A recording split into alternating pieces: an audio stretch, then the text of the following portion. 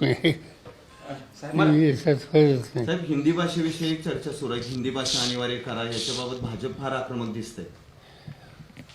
असं आहे की सक्ती असू नये, पण हिंदी भाषेकडे दुर्लक्ष करणे तसं हिताचं नाही विद्यार्थ्याच्या दिवशी. सक्ती असू नये, शेवटी त्याला हवं आहे ते त्यांनी करावं. त्याच्या पालकांनी जे काही त्यांना मार्गदर्शन केलं त्यानुसार निर्णय घ्यावा. पण साहित्यिकांनी बऱ्याचदा त्याला विरोध केलेला आहे. तर आपल्या महाराष्ट्रातून पण बराचसा त्याला विरोध आहे. अनिवार्य नको म्हणजे हिंदी आपल्यात आहे मात्र म्हणून मी सांगितलं ना, सक्ती नको.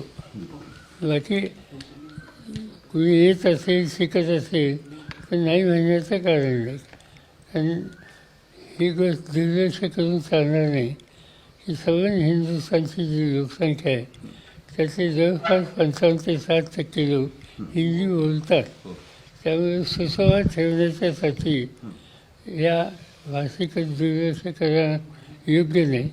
पण त्याबरोबर सक्ती करणे हे